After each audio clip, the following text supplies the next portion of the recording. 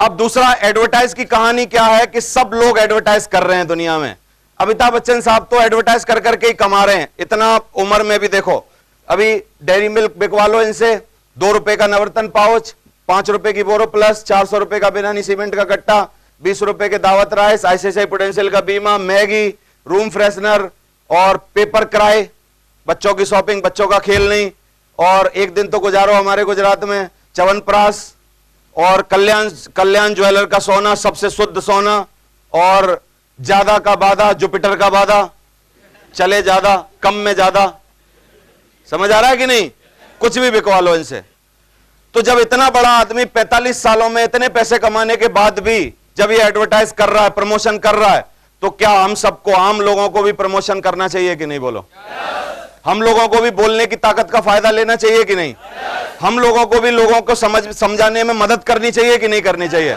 हम लोग हमेशा अपना उल्लू सीधा करने नहीं जाते लोगों के साथ। मेरे को कोई आदमी 28 सितंबर को इस बिजनेस में लाया, सच बताना, आप सोच के बुद्धि पे जोर डालो, उसने मेरे को कुछ दिया है कि उसने मेरे से कुछ लिया है? दिया है ना। वो चाहता तो मेरे घर ना आता, और मेरे घर ना आता तो मेरे को कुछ मिलता नहीं। हो सकता है मैं इतनी अच्छी दुनिया से इस पूरी धरती पर रहने के बाद पूरे जीवन वंचित रह जाता और मेरे को ये पता ही ना चलता। मैं उस आदमी को हमेशा धन्यवाद देता हूं जो मेरे को इस बिजनेस में लाया, क्योंकि उसने एक नई दुनिया से मेरे को रूबरू करा दिया। समझ आ रहा है कि नहीं?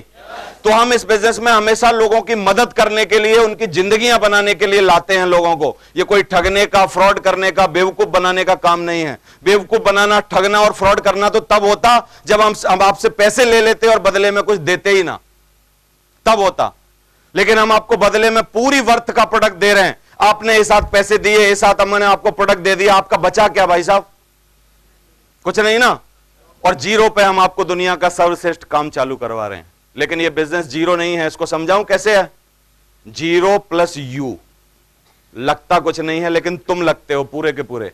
पूरा तन मन धन लगा दो तो इस बिजनेस में धंधा चालू हो जाता है।